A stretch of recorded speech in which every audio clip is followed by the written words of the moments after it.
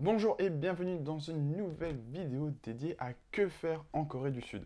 Aujourd'hui, pour cette vidéo, ça va être beaucoup plus large que d'habitude, ça va pas être vraiment centré juste sur Séoul ou juste sur une ville. Ce que je vais vous proposer, c'est une liste d'événements qui se déroulent dans toute la Corée du Sud, dans différentes villes, ça peut être Busan, ça peut être Séoul, mais qui se déroulent qu'en octobre. Donc si vous êtes en Corée du Sud pendant le mois d'octobre, cette vidéo est faite pour vous. Allez, c'est parti!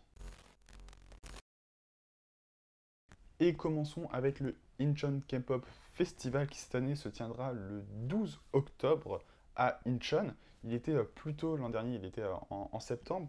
Qu'est-ce que le K-pop Incheon Festival? C'est un festival de K-pop qui coûte très peu cher. L'an dernier, il coûtait 3000 won. Et il y a pourtant de grandes stars qui viennent. Il y a de gros groupes. Il y a Momoland qui est attendu. Il y a Red Velvet aussi. Donc il y a quand même de gros groupes, de groupes internationalement connus et d'autres un peu moins. Donc c'est vraiment cool si vous êtes intéressé par la K-pop, surtout que ça ne coûte pas cher, encore une fois, que 3000 won, et que, précisons-le, des places sont réservées pour les étrangers, parce qu'on va pas se mentir, les places pour les Coréens, ça part plutôt rapidement, mais il y a des places réservées aux étrangers où il faut montrer son passeport lorsqu'on vient récupérer le ticket. Pour information aussi, il y a beaucoup de sites qui vont vendre des packs où vous allez aller au concert et dans la journée, vous allez aller visiter Incheon, ou parfois même ils vous amènent juste au concert. Donc faites vraiment très attention au niveau des prix, parce qu'il y a certains packs qui sont à plus de 100 euros. Donc faites très attention à ce qui est inclus dedans, à ce que vous voulez faire. Moi personnellement, je vous conseille très fortement d'aller visiter Incheon.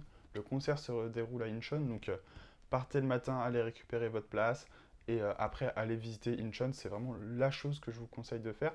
Après, si vous souhaitez visiter Incheon avec une agence de voyage ou le faire tout seul, c'est à vous de décider. Si vous souhaitez savoir que faire à Incheon en une journée, n'hésitez pas à aller regarder à la fin de la vidéo. Je mettrai un lien vers cette vidéo où je vous recommande un trajet dans Incheon, ce que j'ai fait personnellement, et c'est pour ça que je vous le recommande parce qu'il était vraiment super.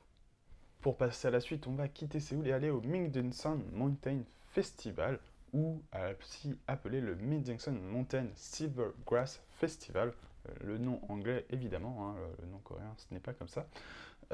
Mais qu'est-ce que ce festival? Alors vous l'aurez compris, ça se passe au niveau d'une montagne qui est recouverte de l'alia, qui est une plante un peu couleur argent. Et comme il y en a partout sur les 200 000 mètres carrés de la montagne, elle semble vraiment toute plate. Et ça semble, en tout cas, je ne l'ai pas fait personnellement, mais sur les photos que j'ai vues, les vidéos que j'ai vues, ça semble vraiment super beau. Pour cette année, il y a un festival qui est organisé du précisément 18 septembre au 1er novembre. Et sur toute la durée du festival, il y aura différentes activités, telles que du coup, évidemment, des randonnées jusqu'en haut de la montagne. Ça, vous pouvez le faire aussi vous-même. Des concours de chant sur la chanson Hallelujah, qui est très réputée en Corée du Sud.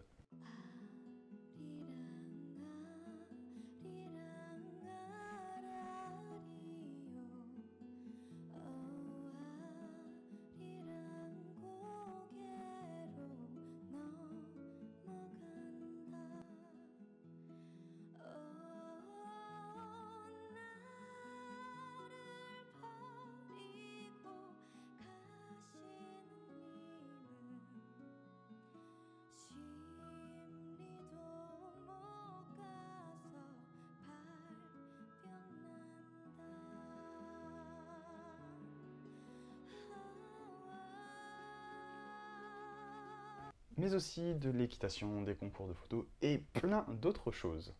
Allez, c'est l'heure de revenir à Séoul pour un petit peu de sensations fortes, puisque le 26 octobre, en cette période d'Halloween, sera organisée la Zombie Run Séoul. Elle était en septembre à Busan, mais pour Halloween, c'est à Séoul qu'elle sera.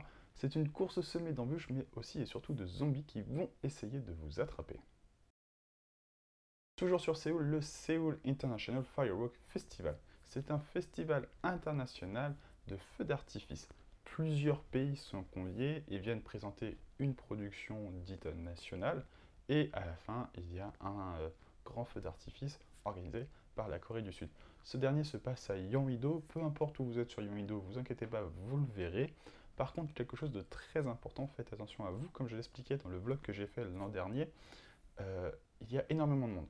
Alors le festival, il se déroule sur 5 jours, pour être très précis, du 31 septembre au 5 octobre.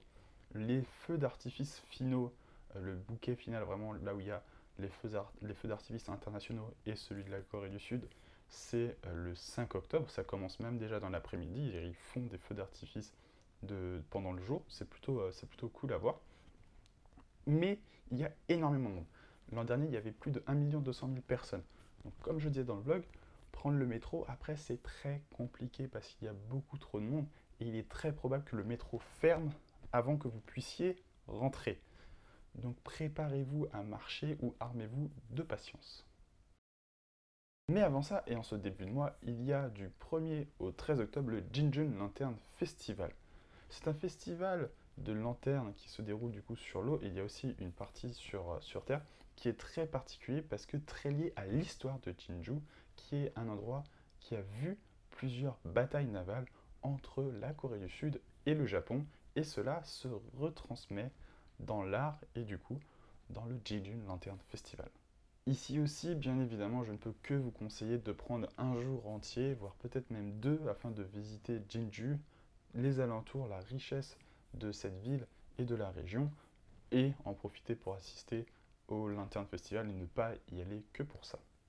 Après tant d'efforts et de visites, c'est l'heure du réconfort et on se dirige au Nambo Food Festival qui met à l'honneur la culture locale, la culture gastronomique locale. Dans ce festival de 2 jours, du 11 au 13 octobre, vous pourrez découvrir vraiment tous les ingrédients locaux. Évidemment, en tant qu'événement culinaire, il y aura des concours de gastronomie, des phases de dégustation et plein d'autres petits événements qui vont réveiller vos papilles. Et si vous avez encore un peu faim, je vous conseille d'aller au Jeonju Bibimbap Festival.